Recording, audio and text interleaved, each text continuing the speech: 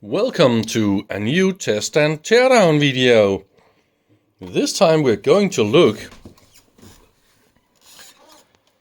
at this Afriso Euro-Index RGT 03.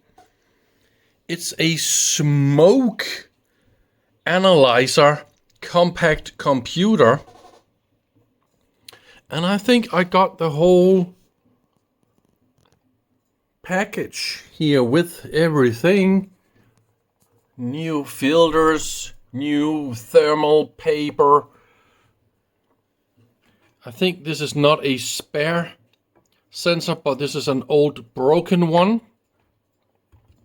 There's a thermal printer inside, and it was calibrated many times. I also got a whole stack of calibration sheets together with this unit.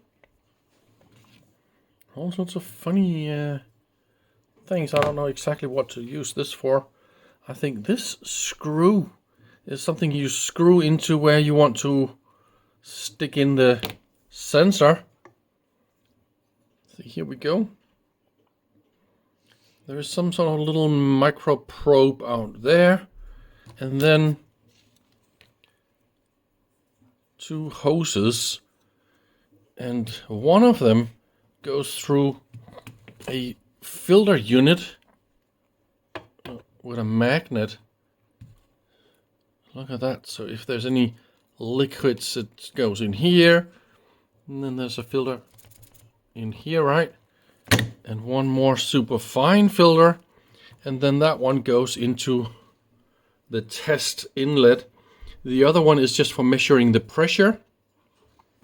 And then there's a cable for the sensor probe, and then there's a little temperature sensor here for ambient temperature. I think this is what it says. And it's unfortunately not working. At the moment it's running some sort of a charge automatic program, and this unit kind of boots up, down, turns itself on, off, recycles something now and then. It also just go on and go off, and there's all sorts of random funky behaviors. I was not able to start it first, or it didn't do anything with the power supply. There's a mains power supply and a serial port and all that kind of stuff in the back. And then I opened it and charged the battery. And now it is actually behaving like it is alive. I can also go into menus and do all sorts of stuff. But unfortunately, the oxygen sensor is not working. So there's a similar sensor inside. So it is, of course, why it is thrown away. We got the hardware software failures, and we got a sensor that is not working. So I can't really do anything fantastic with this unit other than explaining what it consists of and how it's designed and all that kind of stuff. I also got all the manuals, how to use it, and the specifications and all that kind of stuff.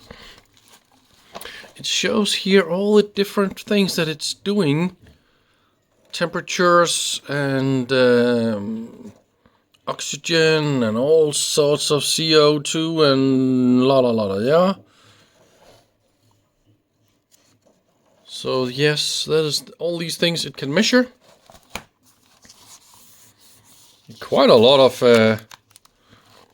stuff to go through with all the software menus and into this and into that. And see, there's a whole little diagram here that shows the different menus. And yeah, they even show how to turn it on and off. Fantastic.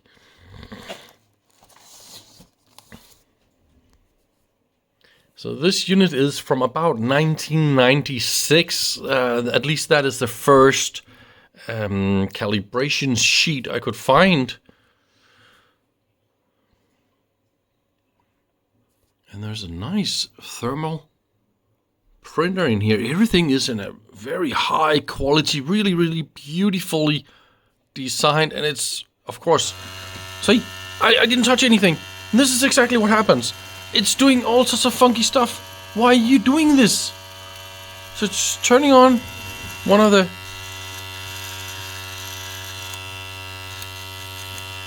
that one. So that pump goes on. This one is connected to. See? Why are you doing this? I didn't even ask it to do anything. It just turns on. And then what? Why do you do this?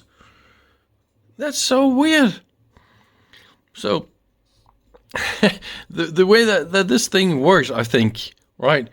Here is the pressure. Goes into a little pressure sensor. Oh, let me see if I can somehow lift it up without.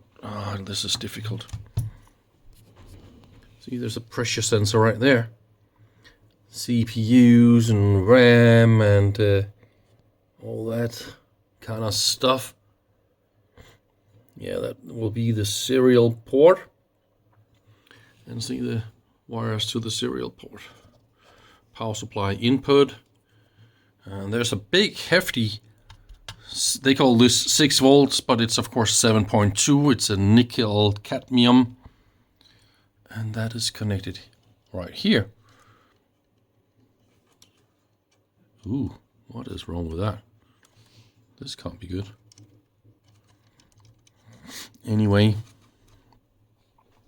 so it's sucking in some test sample air here, right? Into this little pump unit. And then it goes via this cable out here on the back. And there's another filter that connects these two units together. So here is the oxygen sensor that is also broken. And then here is the fancy smancy sensor that's doing all the other different types of gases and whatnot. And that is with a serial interface. And it's probably, yeah, we can just take this apart anyway, so we'll be able to see how that one is designed. This one I really don't want to break because I think that one works. I can use this for all sorts of funky experiments. And I want to use this unit to get my way into this one, debug. There's like some power and some serial interface, right? So I should probably be able to hack my way into that one. So that could be funny. And yeah, so we got two different pumps. So this is, what is that? That is ambient air. It sucks in through this little pump and in here. So it's probably taking in a little bit of an amount that is well known into this reservoir we have down here in this plastic via the filter, and then pumping back and forward fresh air and then test air and doing some A/B compare, analyzing stuff like that. So I wonder what those temperature sensors, what type it is, because this is the same connector. You can just move back and forward, and in the ambient temperature it looks like it's just an NTC. Nice LEMO connectors. They're super expensive, but also tip-top quality. And so maybe this sensor here is an NTC as well, or an RTD or something like that. I could just measure the resistance. And in this one, of course, there will be, I don't know, we got the two hoses that goes in this unit, and it's completely sealed, right? So they probably go all the way down here to measure the pressure with the pressure sensor, so it knows that it is tight enough. And then you, I assume that this is how it works, right? So this little coupling here is this kind of conic shaped, so you can stick this into some different holes and just screw it tight enough, and then you can put it somewhere like that, or maybe here, depending on how deep you want to stick this. Actually, don't really know that. I didn't read the entire manual. Funny thing, huh? These are, those are different sizes. Look at that. So you can't do this wrong. Yeah, see? This don't work. Oh, that is real smart. Just look at the quality. It's amazing. Yeah, I think the price was about 1,500 euros or something like that in 1996. So you can imagine that explains why it is looking this nice. Super, super tip-top quality. This is milled aluminium.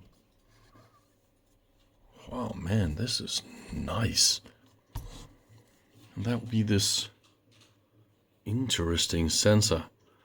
Let's hope I can open that one. But I got another one of the oxygen sensors, and they're both defective. So I also want to open the oxygen sensor so you can see how that works. It's funny with the two pumps, they're different motors. So different, yeah.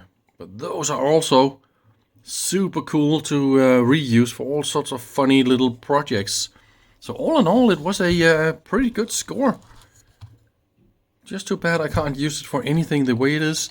And this pressure sensor here, that is also a unit I think I can use for some interesting things. What kind of CPU is this? ADC, what, 31, right? So that will be the one-time programmable. It's like an EEPROM but in plastic, and that will be the RAM. Yeah, that's actually a nice layout. Controller measurement board, and then there's just the display and the switches and everything like that. A beautiful, beautiful design, I must say. So everything was mounted with connectors. Really, really well made. So I could easily detach the rear unit. Now we can have a little inspection here on how this is designed. And I mean, this is absolutely amazing. Look at the quality. So here is the filter that is in line. So this is how you fix this to measure different things, I guess. Store in a cool place. All right. So this is the filter, right? And look at this acrylic plate down here. They drilled some holes in like that. And then they closed the holes.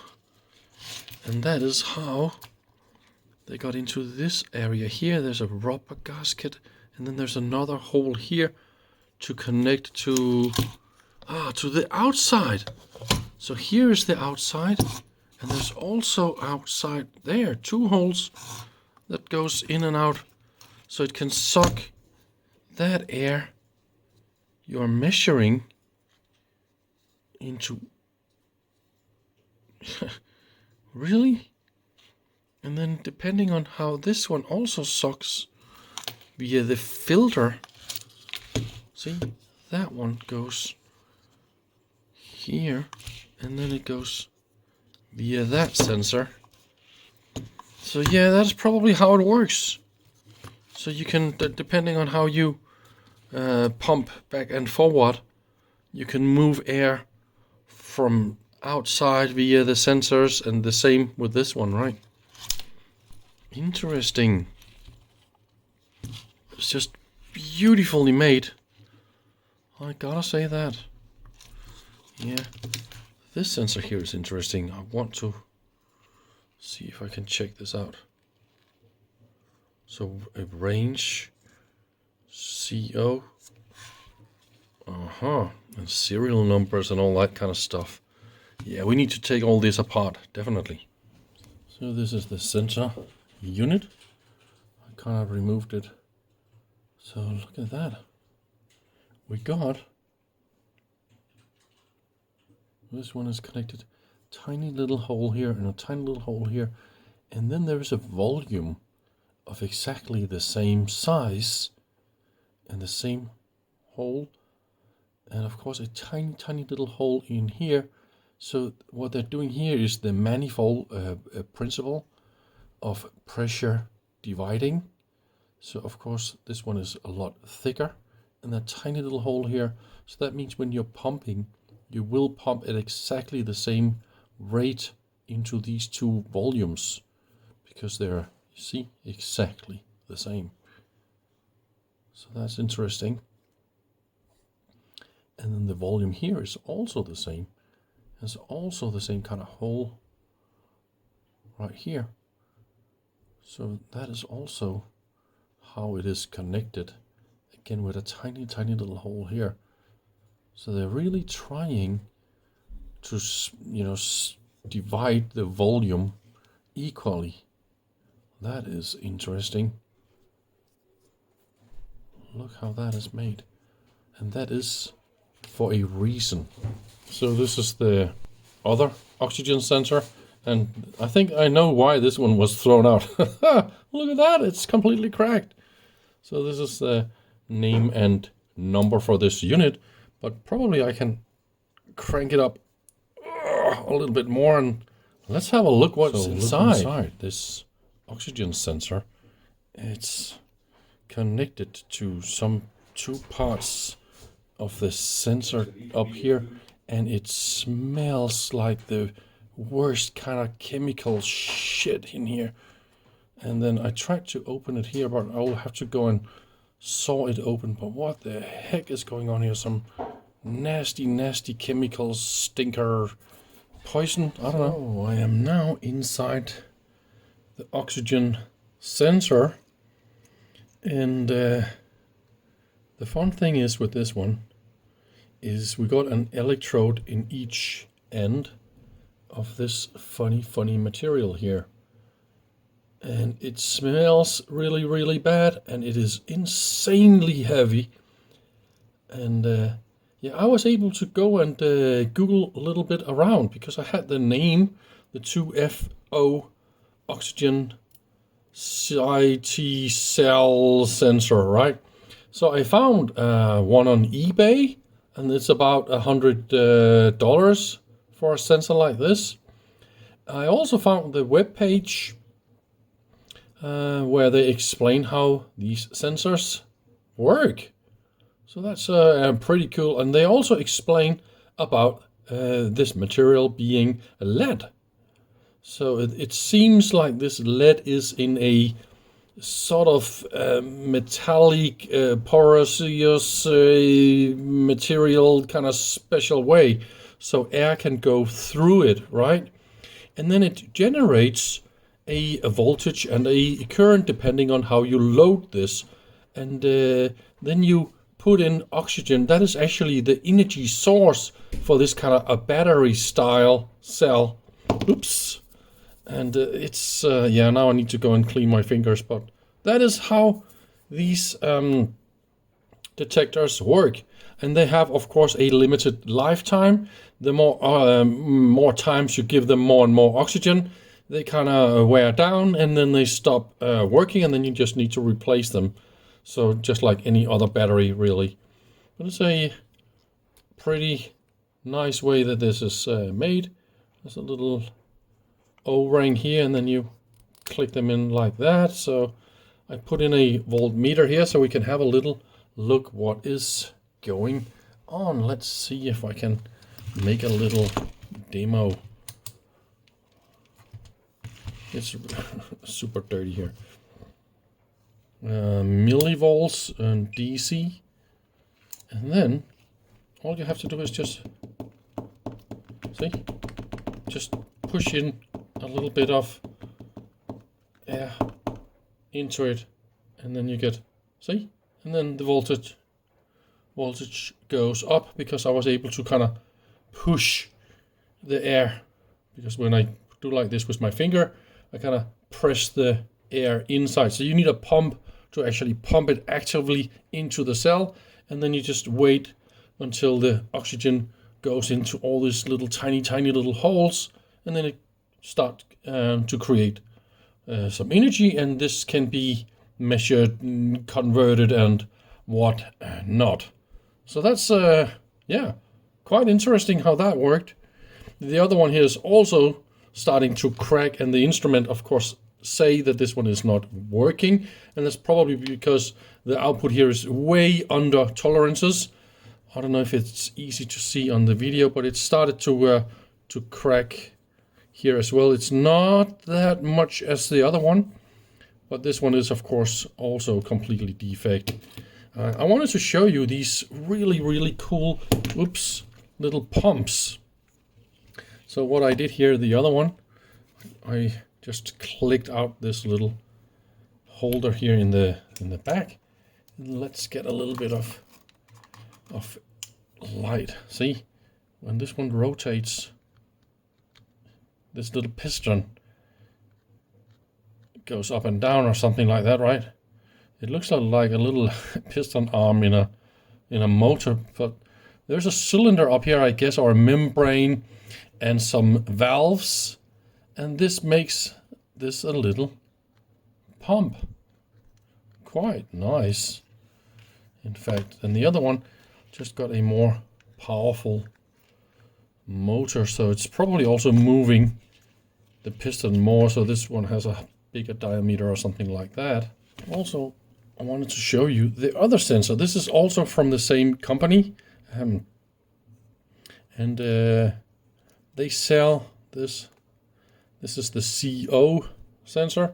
So this is the CO sensor alone, and this one you can also find on eBay and such like that. It's a quite expensive sensor, and again, there is a limited lifetime on sensors like this, and this one generates a very low microvolt output, and this is why they also made this little add-on board.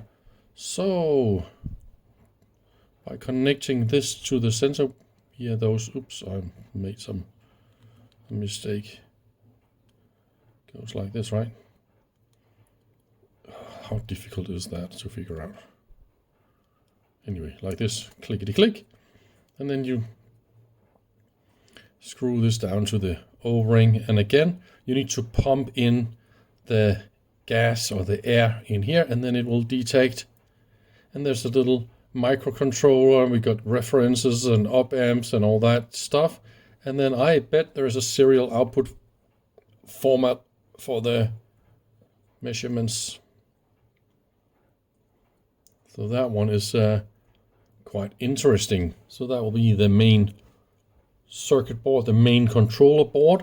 We also got analog converters, analog multiplexers, some more analog input stages for this pressure sensor and the temperature sensors and all that.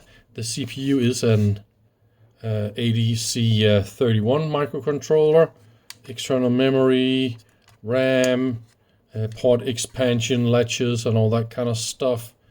That will be the battery and charge circuits.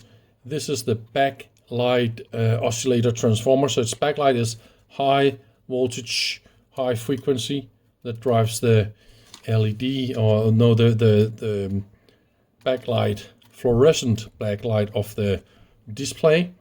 There's a little timer here and a crystal. So that is the clock and date.